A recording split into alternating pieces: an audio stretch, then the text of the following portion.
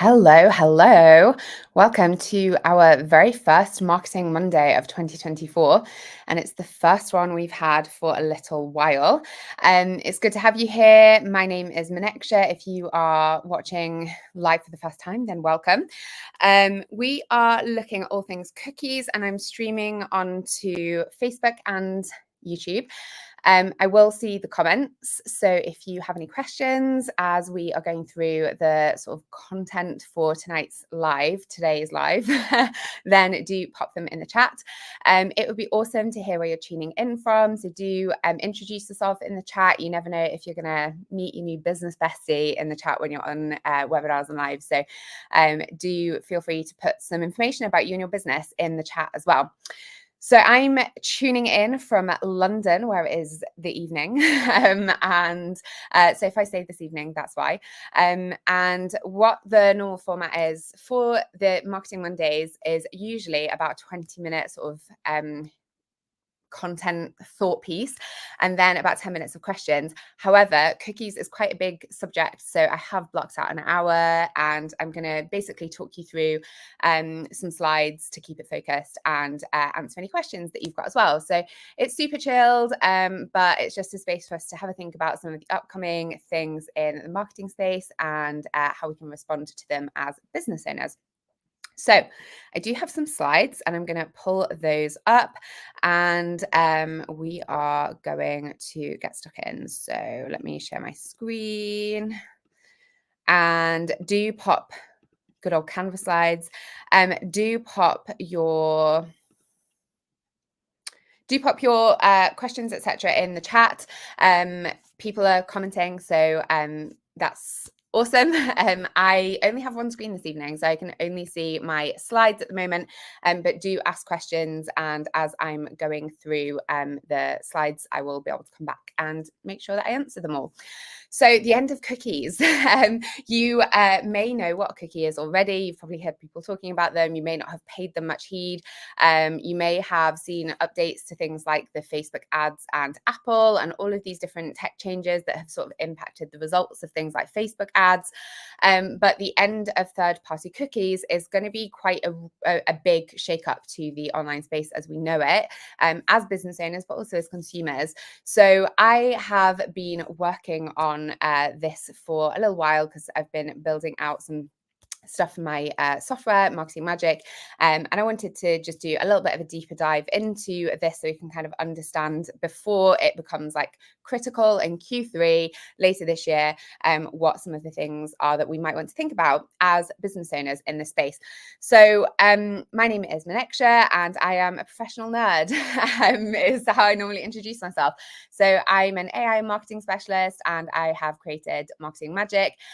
My marketing background began in 2005 with search engine optimization, and I have worked with algorithms and the internet for how long? Like coming up to 19 years now. So search engine optimization and the algorithms that have sort of been built and created and innovated over the last 2 decades have then we've seen artificial intelligence become the next version of that technology. So that's kind of my professional background, and professional nerd covers it for the most part. But just for your context, as you're listening to a marketer and you're like, who is this person to talk about this topic? My marketing expertise is more on the technical side of how the internet works and how we show up as our businesses on that. So I am going to be talking to you about cookies from that perspective. In the last year, I've also built a software tool for small business owners called Marketing Magic. It is an AI-powered business growth tool that helps you unsubscribe from overwhelm and grow your business instead of your to-do list. And it's awesome. We've probably got quite a few people from the Marketing Magic community on this live because the reason that I'm talking about this is because I've been rebuilding our affiliate and referral system, and I've been doing it with a cookieless system because we had some issues with cookies. So I will explain this in a bit more detail and kind of how it works and how we're thinking about it once I've explained what cookies are. So what is a cookie? We're going to start with this question, like, what is a cookie? A cookie is basically a small piece of data that a website sends to your laptop, to your computer, to your browser, and it is then stored on your browser so that your activity is remembered. And the cookies have been a huge part of the online space, literally as long as, pay-per-click advertising has been a thing. They're a way that we track data and track user behavior. So cookies can be extremely helpful. They are good things to have in terms of the user experience when they are connected to our activities online. So if we use the example of shopping on ASOS, which is what I talked to you about my mailing list today, if you go to the ASOS website and you browse and you find yourself a pair of trousers and some trainers and a handbag, and you're like, okay, I'm going to add all those things to my cart, right? I've spent a few minutes, maybe half an hour, maybe an hour, like looking at different things that I might want to buy online, and I've added them to the cart. But then I get distracted by The Sims 4 and I forget about my cart. And then a couple of days pass and I've been, spending 20 hours a day playing The Sims or whatever.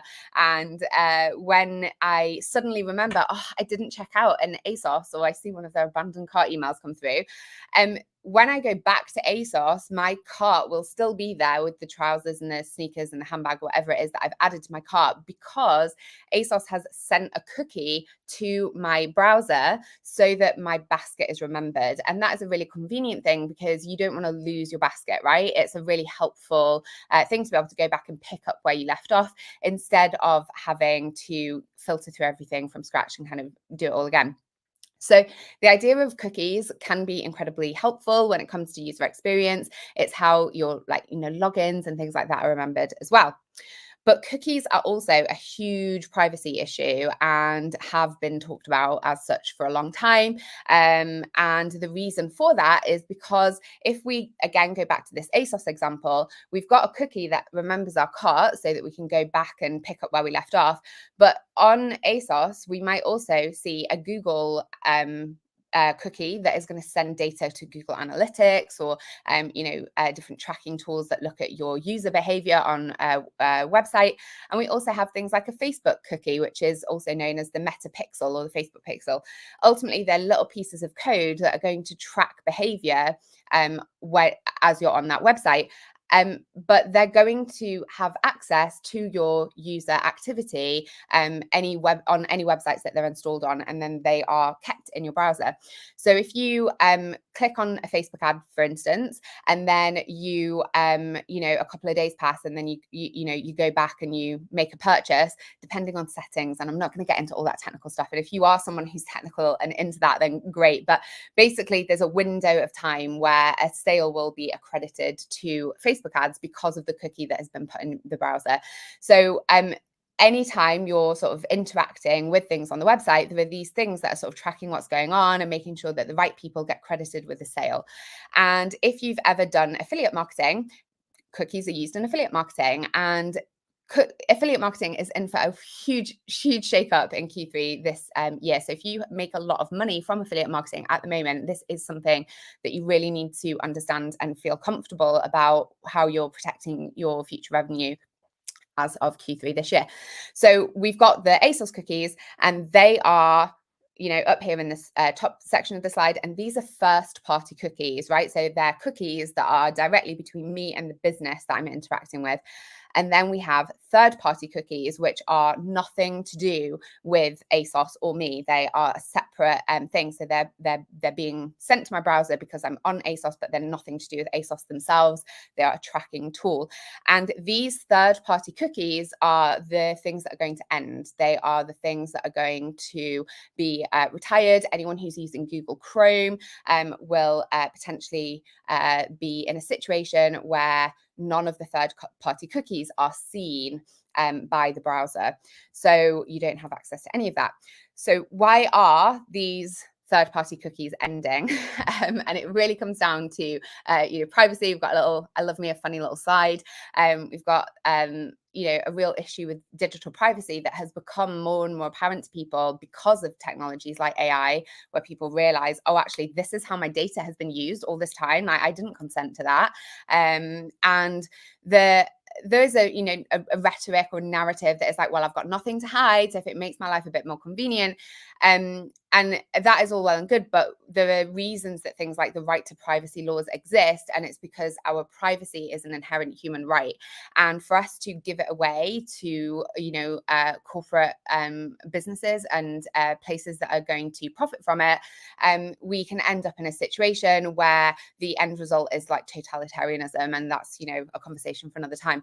But our right to privacy exists because even if we don't have anything to hide, we can choose not to have our private information shared with corporate companies and the government and so on. Anyway, so simple, keep it short and simple.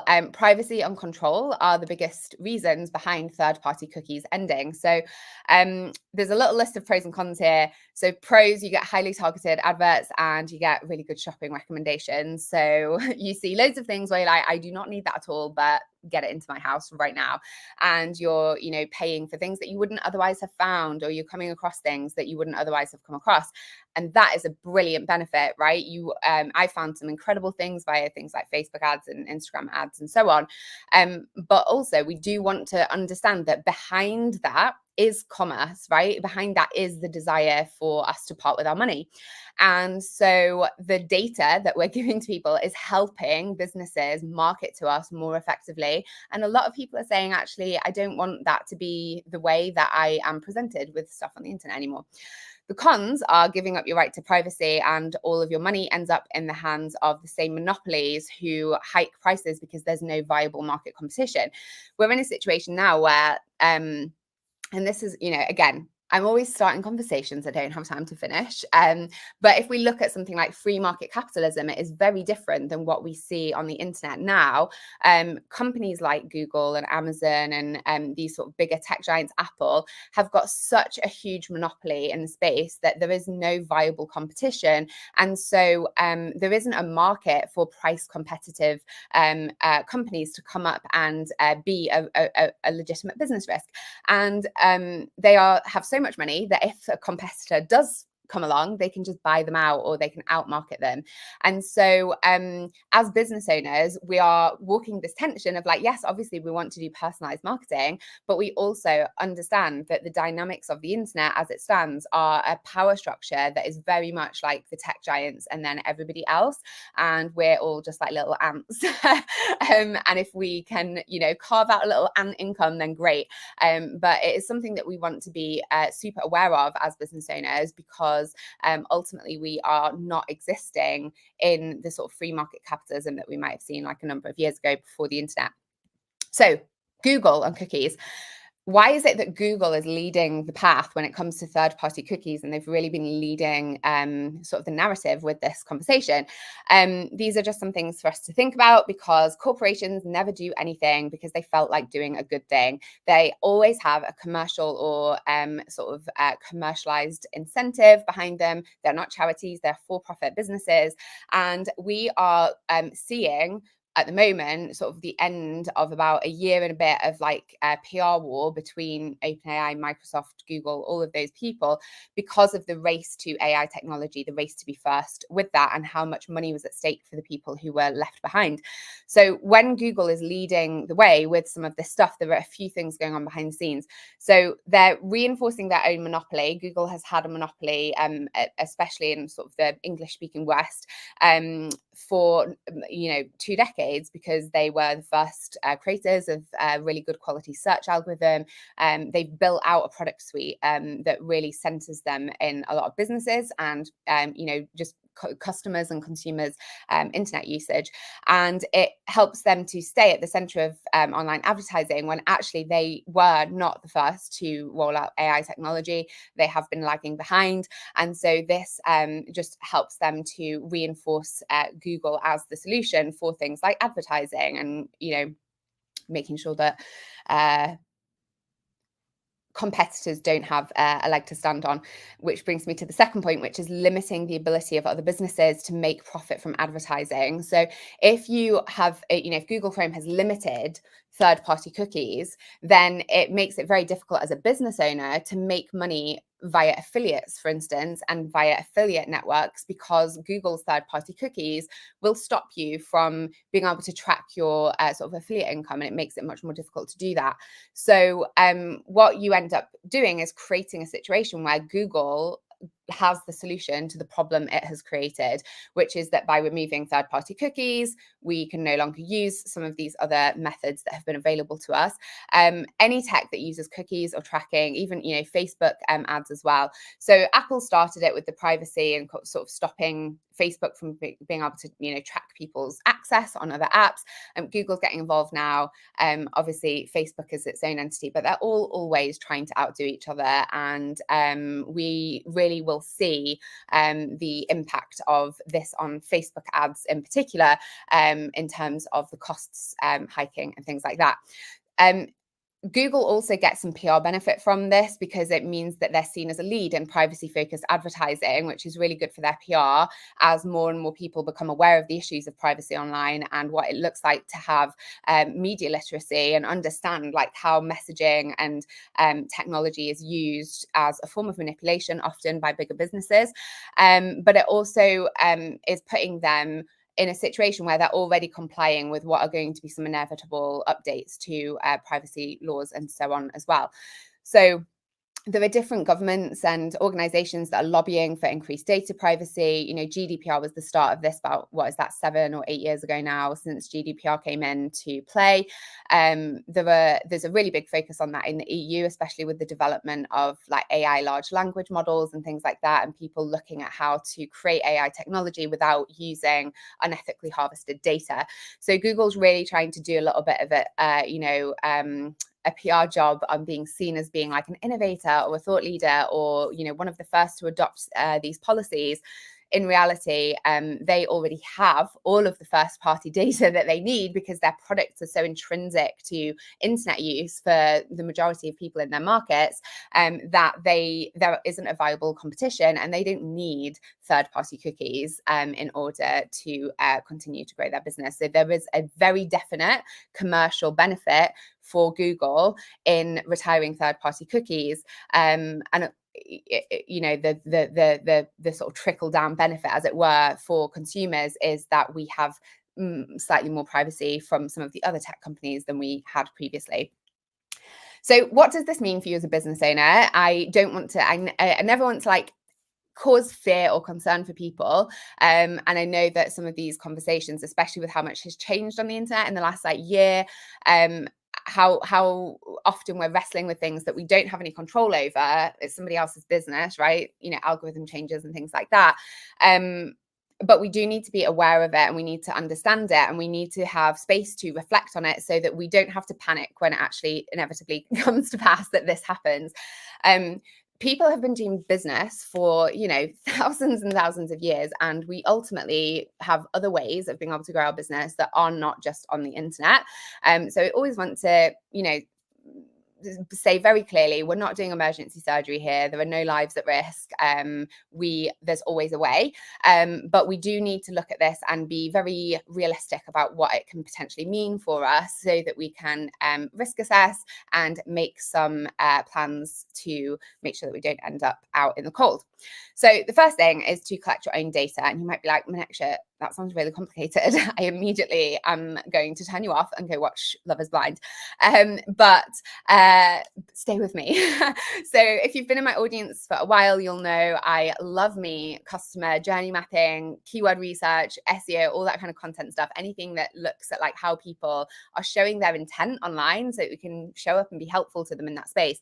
And all of this is kind of encouraging you to know who your customers are. And when you know who your customers are and you've got a relationship with your customers, you will be able to respond to their needs, but you want to be able to do that through your own channels. So looking at like the interactions that people are having on your website. Are they, signing up for your mailing list? What are they doing when they're on your website? Just having an understanding of some of that information outside of third-party cookies. Encouraging your customers to share information with you is another really great way to build that relationship and to also make sure that your products and services and the things that you're doing are aligned with what your customers actually need. So that can look like things, and I'm gonna potentially do a follow-up here, depending on what people ask for. But if this would be of interest to you, please do let me know in the comments. Ultimately, all of this stuff comes into marketing communication, because marketing is communicating with your customers and ideal customers. So we can talk more about this as a dedicated Marketing Monday.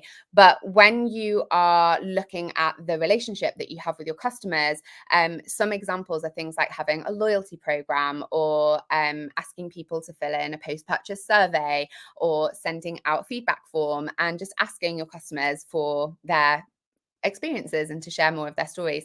That can feel overwhelming when it's like one to many customers. But these points of interaction are really what help to make your brand real to people and to make your marketing scalable beyond the one-to-one conversations that you have in your email inbox, for instance. Secondly, review your ad strategies. So without third-party cookies, you're not going to be able to target audiences as easily as we have for the last 10 or so years.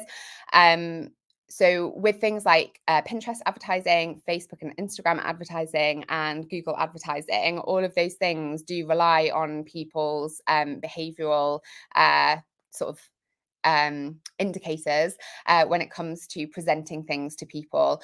So Google, again, is in a great position because they've got all of the AdWords and all of the browsing data, and they have access to a huge amount of information. If you're doing ads through platforms like Pinterest and Facebook, if those platforms can't see what you're doing off the platform, they're only ever going to be able to base their advertising on the sort of context of people's activity within the platform itself. So if you think about the way that targeting is going to change for advertising, you might have people who are not very active on social media at all beyond, observing things.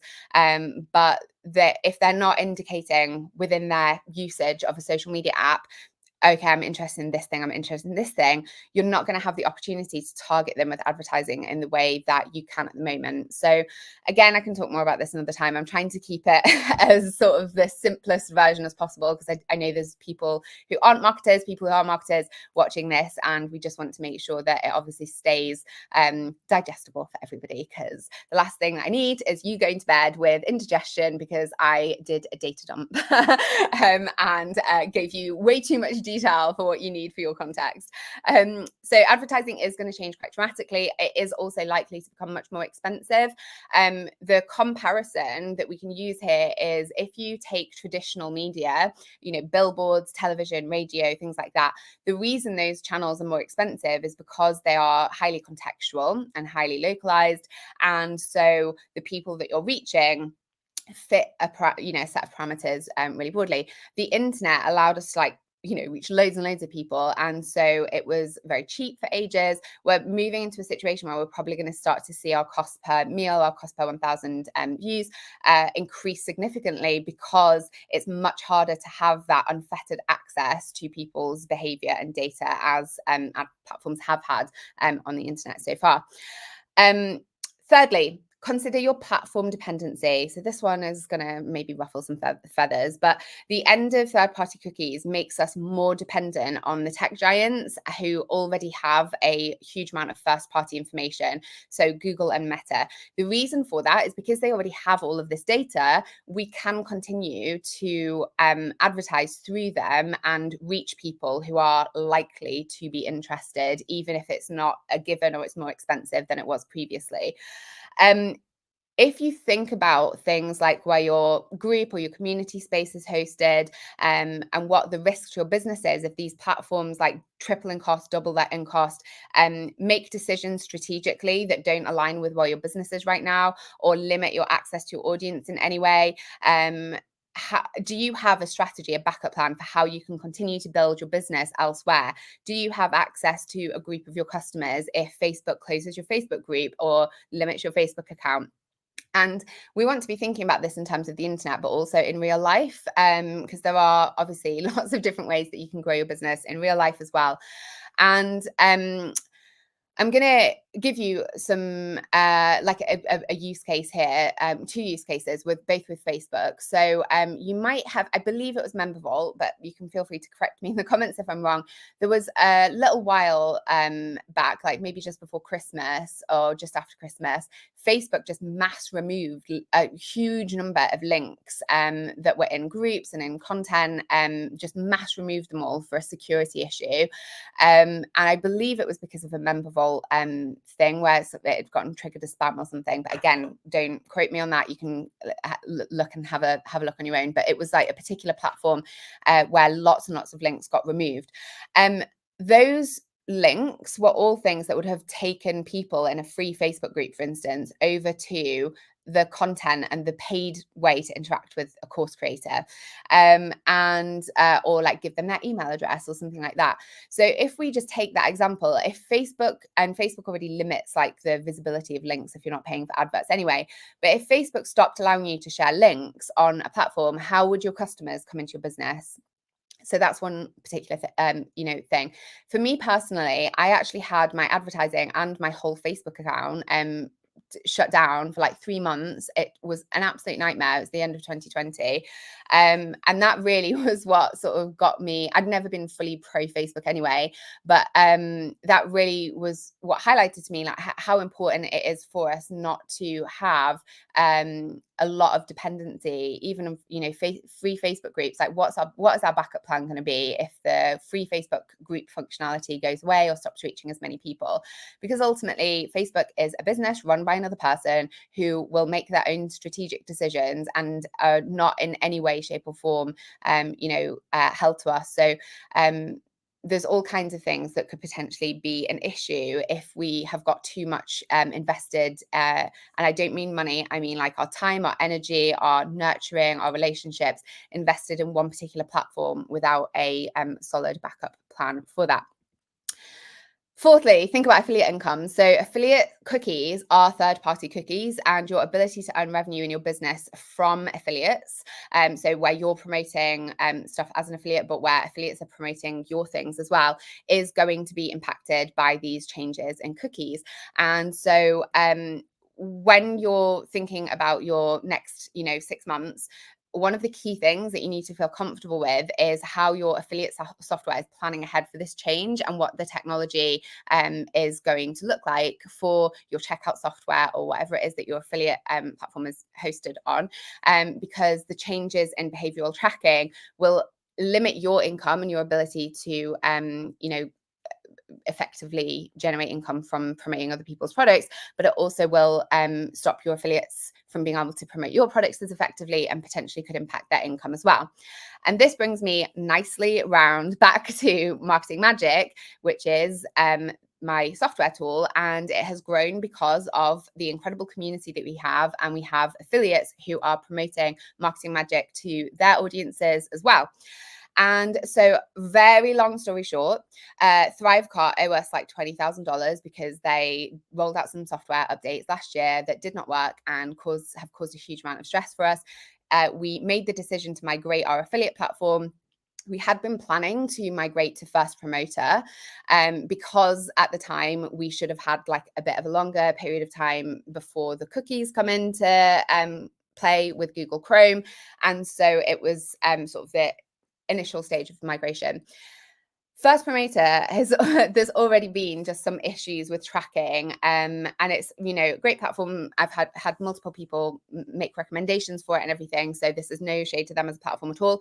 But as I was doing the development and building things out, I couldn't consistently make sure that the events were tracking across multiple browsers, and particularly Chrome is like a really big one.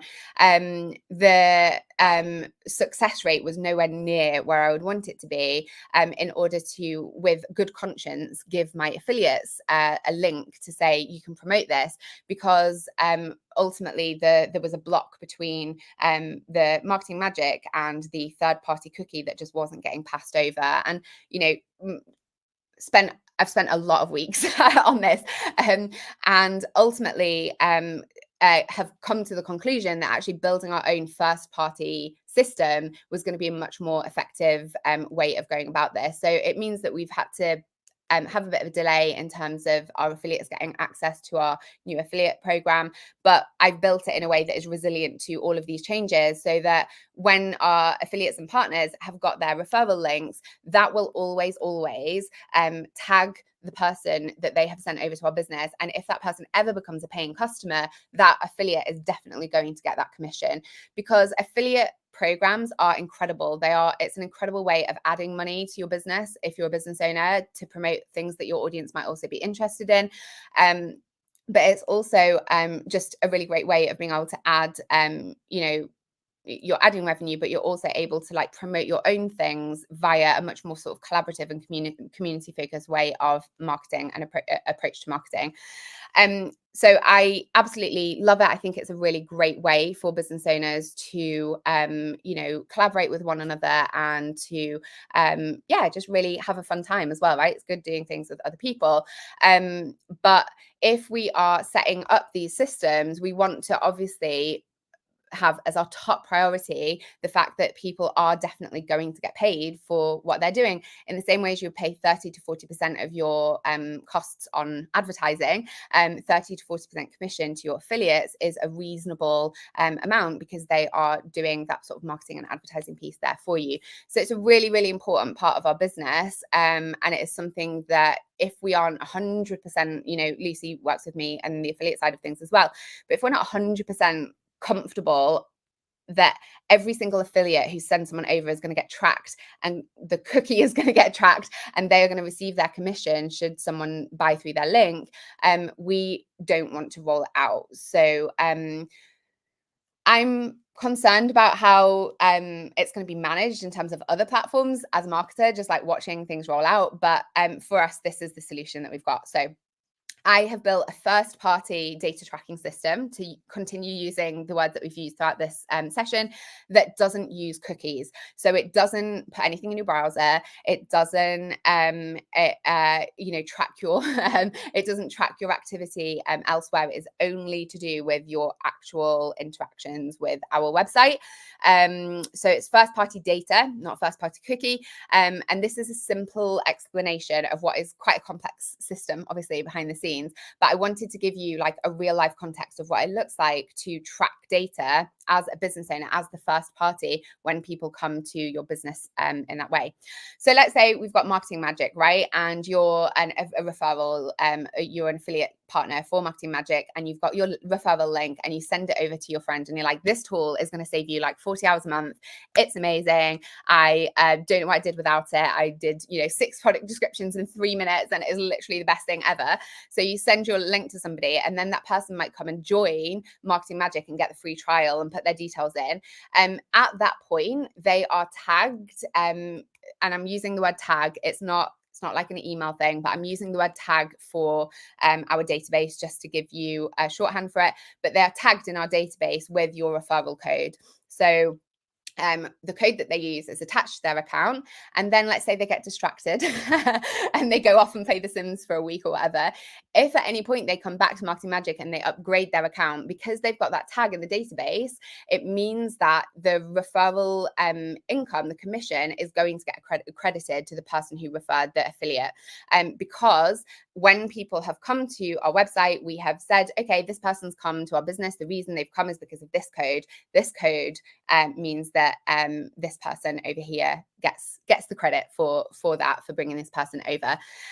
So regardless of when that happens, nothing is stored in your computer, nothing is stored in your browser. It is only in your account within Marketing Magic. And what that means is that if you use Marketing Magic for a time and then actually think, do you know what, I'm going to delete my account, you can delete it, and that tag and that information is gone. So your right to be forgotten, your right to privacy is maintained, because all you need to do, remove your account, and all of that information is going to be removed. So the tag only exists because you've had an interaction with our business via someone who was a partner or a referral, is referring you to our business. And so when you delete your account, your data is also going to be deleted, and you can rest assured that it's not being sold to third parties or used in any other kind of way. It is just to do with that one interaction. And I think a lot of businesses struggle with what it looks like to build out marketing systems because you don't have the time or the capacity to build something like this from scratch necessarily. But also knowing what you want to measure, what is the key thing that you need to know in order to like grow your business you need to understand what's the data point, what's the ultimate thing that you're trying to do here. And so for us, we are like, the thing that we're trying to do is make sure that anyone who joins Marketing Magic has clearly been attached to if they decide to delete their information in the future, everything is deleted. So hopefully that makes sense. This is now time for questions. That was, I know I talk really quickly as well. That was a lot. I'm going to hop over here into the chat and see what is going on over here now that I can see again. And also I've just realized I've made my window smaller there, and it means that I can actually see the chat in real time. Oh, thank you for the Marketing Magic love in the comments. I love that. Linda, are only third-party cookies going away for now? Yes. So third-party cookies are because users have not given their consent to those cookies specifically in terms of exactly what's involved. Like you might have consented to someone's privacy policy or cookie policy, but it's to do with consent. So if a first-party cookie where you are going to someone's website and interacting with it is explicitly covered in, you know, your privacy policy, and your assumption as you come to somebody's website is that I am interacting with this website and I want it to remember my cart, for instance, because I don't want to have to put everything into the cart again. So third-party cookies are the issue because it is platforms like Meta is a really good example. And like they have been absolutely, like no business should have survived the number of lawsuits that Meta has had to deal with. So that's a conversation for another day. But when we're looking at platforms like Meta or even like Google Analytics, right? Google Analytics is hoarding data from websites everywhere. Those cookies are building a picture of who somebody is based on their behavior that is too accurate, and it is not easy to anonymize because there's so much specific niche information when those third-party cookies can like follow your behavior elsewhere. I, at some point, would love to do a little live where we do a deep dive on exactly what is being tracked and what happens when you like share something from a platform onto another platform, for instance. But it is such a niche thing to be interested in. So do let me know if that's something that is of interest. But to give you an example, right?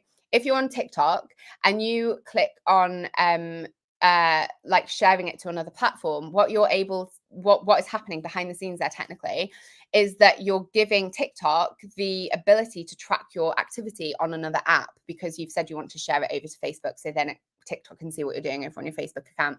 So there's quite a lot of things like that which seem really innocuous or really handy because you're like, oh great, I want to be able to share things more easily.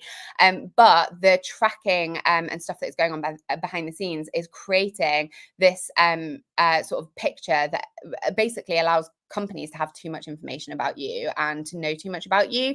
And we go back to the thing of like, well, you know, I've put stuff on Facebook. I don't use the internet without, you know, an assumption that my life is going to be used and my data is going to be used.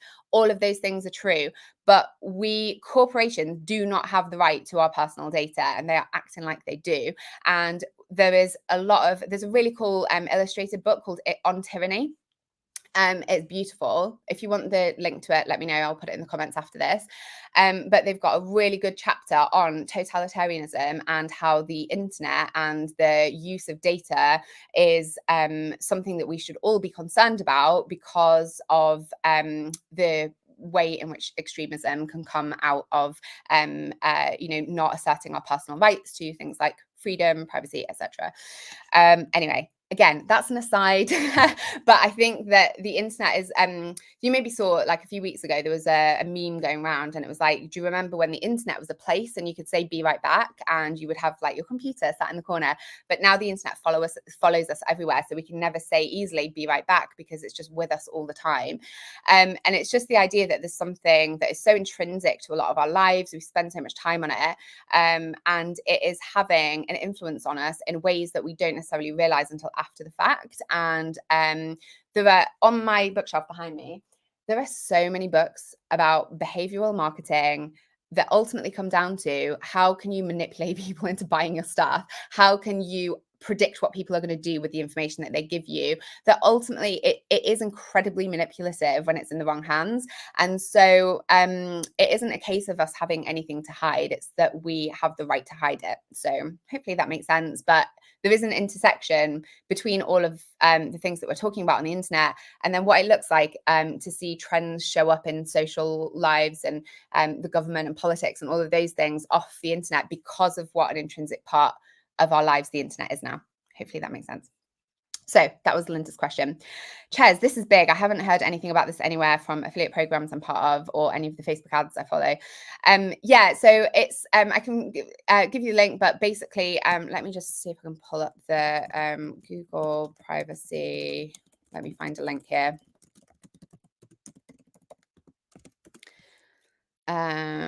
So let me find you the link here. So hopefully you can see this. So this is what you get for being on developer sites all the time, is that you see you see the nerdy stuff. So this is Google's third-party cookie restrictions page. So we have got opt-in testing with labels, a 1% depreciation. So this was the issue for me when I was doing the cookie testing with First Promoter, was that it was a bit more than 1% as well. The third-party cookies were not being tracked in a number of the tests. And so I was like, okay, if we've got 700 affiliates, that's 7 people who minimum who are going to be impacted by this. Let's imagine that 7 of our affiliates don't make any sales from their affiliate link. That is absolutely unacceptable. So when I was testing this is kind of all of the stuff that we're looking at. So this has more information about it. Obviously, when we're looking at this, it isn't going to say this is going to be the impact on Facebook ads, but Facebook ads use what is a third-party cookie essentially, and so they will be impacted. There is absolutely no doubt about it. And I predict that we're going to get to like Q3 and everyone's ramping up for Christmas, and suddenly everyone's ads are going to fall off a cliff and start costing loads of money, and then there's going to be panic because it's not. They don't necessarily want it to be obvious about what is the impact is going to be on a practical level, because more people would complain about it. Yes. So, and there we go. It's the HTTP protocol CV for the thing with Facebook where all the links got removed.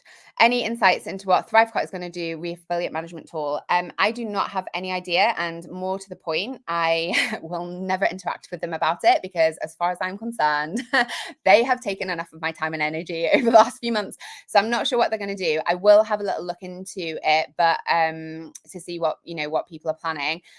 I am maybe being a bit cynical, but I think that we're going to see a lot of people do a whole lot of nothing, because I don't think that they are necessarily performing where they need to be on some of the core functions. And basically, in order for your affiliate program to be a first party friendly, like, you really need to rebuild your database and the entire way in which referrals are done. So it's not going to be an easy project by any means.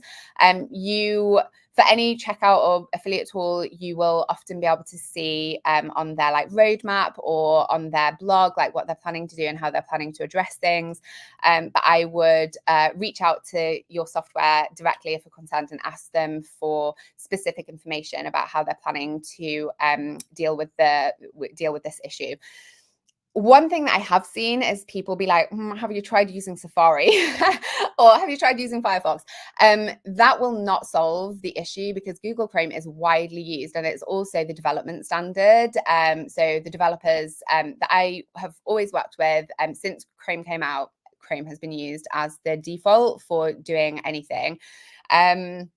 So even if their affiliate stuff works in other browsers, how are you going to control what browsers your customers are using and potential customers are using? Like, it's not a viable option. So for people to just say, you know, we recommend other browsers is not a sustainable situation. So just to like arm you with that piece of knowledge before you start that conversation. So Ches, if that person clicks through using a different affiliate person's link, are they tagged with a new person's code? Will they keep the original person's code?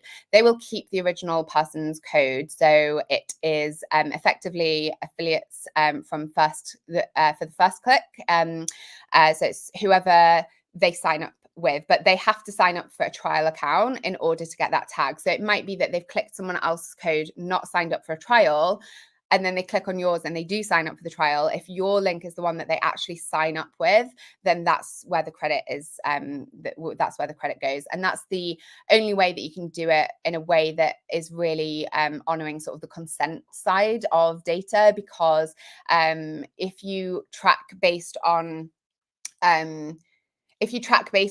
someone's click activity, at that point they have not yet given you their information, so you are not yet you don't yet have explicit consent for setting their account up and everything. So it's just the easiest way to do it is by sign up specifically. Will there be differences that we need to accommodate for different geographic regions like we do for GDPR?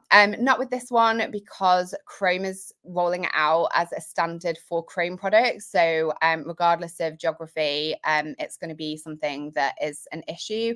GDPR is obviously something that requires explicit consent for marketing within the European Union. I do think we're going to see more and more policies like that come out for different geographies, but you do just need to be aware of what the requirements are within your region. Same with like the disclosure of affiliate links, right? In the UK, we have the Advertising Standards Agency, and our advertising has to comply with those standards. And if it doesn't, then we can, you know, be at risk of being prosecuted and so on. In the US, I think it's the American Advertising Standards, or the American, I can't remember the name of it. It might be AAA, the acronym. But there'll be regional things where you are potentially going to start to see some changes in regulations and things like that. But for the most part, the technology that people are using is the thing that's changing rather than regulations at this point. I think that Google are being proactive because they understand that the amount of outcry there has been about data and the number of lawsuits that are currently happening mean that there is going to be a push for much more stringent regulations around how companies can use people's data online and what kind of tracking is allowed.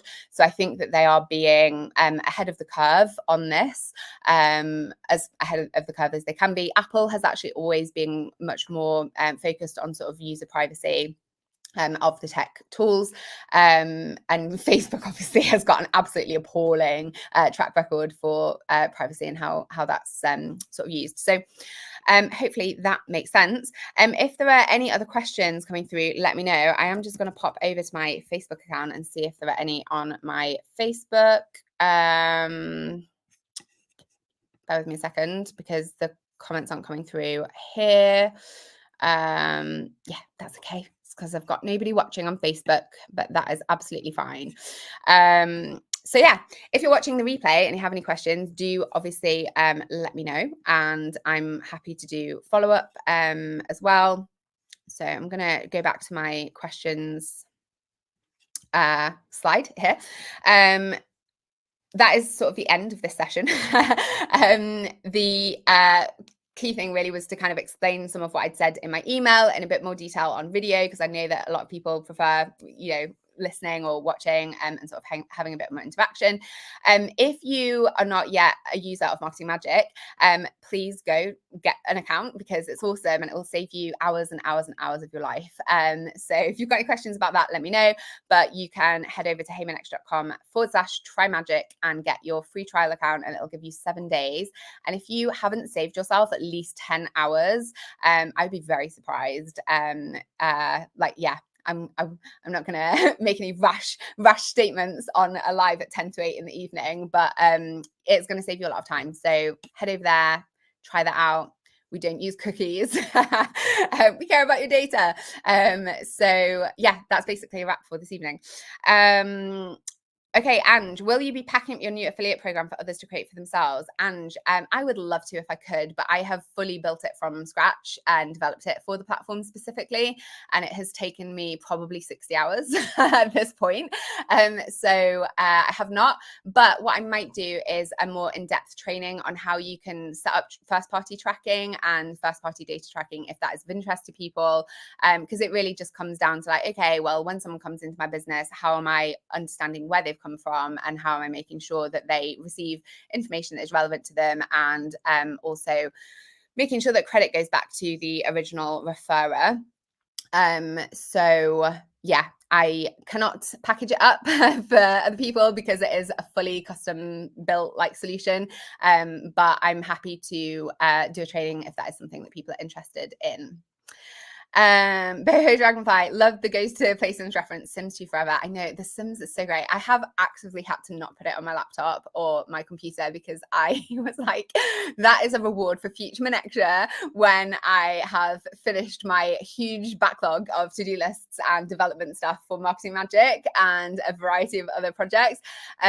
So yeah, the Sims is absolutely iconic. I love it. Millennial game law for all time. Lucy, saved myself about 18 hours just today on Marketing Magic. Cool. Yeah, so yeah, Web3 is coming in fast. Yeah, I'm not going to go down the wormhole. I'm very tempted, but I will. One of our Marketing Mondays relatively soon is going to be about Web3 and marketing for Web3, because it is an interesting one, especially when we're thinking about things like immersive. Oh, there I go down the rabbit hole when I said I wouldn't. But one of the things that we're really going to face as business owners is like what it looks like to create immersive experiences as small business owners for Web3. So when we think about virtual reality and some of that stuff, I have so many existential opinions about virtual reality. But from a Web3 perspective, there's some definitely interesting marketing challenges that we can kind of think through and look at what opportunities there might be for us as we go into the new era of the internet, which is, as I have said multiple times, it's all about context, not content. So we want to move away from focusing on creating mass amounts of content all the time and focus on creating context for the people that we are wanting to serve with our businesses. And Angie's already set up for it from last year. It's quite a rabbit hole. Yes, it is. It is quite a rabbit hole. I love an internet rabbit hole there, I have to say. Taran, thank you for always working towards giving us more value all the time. It's much appreciated. I am more than happy to help. Oh, that has reminded me. I have a Marketing Magic tab open here because I wanted to show you, if you are a Marketing Magic user and you're like, okay, what do I do with third-party cookies with this information? Ahead of me not having any trainings to give you in terms of like specific things to do, you can put a little prompt into Product Freestyle or into the main Freestyle tool that looks at how to grow your products without relying on third-party cookies. So the prompt for this is, give me 5 detailed ideas for how to grow this product without relying on third-party cookies. This is Freestyle, by the way. If you haven't used Marketing Magic before, Freestyle is just where you can kind of tell it to do whatever you want. And then this is going to give you 5 different ideas. So leverage first-party data. We've talked about that, right? So how do you collect and utilize first-party data? Implement contextual advertising. So that would be things like advertising on a specific website about a specific topic and looking at how you can show up in places where the context means that people who are on that page would also be interested in your business. Utilize social media. again, this is not going to give you all of the technical stuff around that, but social media will continue to be a good source of leads and things for your business, because you are able to interact with people based on interest. But the advertising is almost definitely going to like significantly increase in cost, and the results are likely to vary.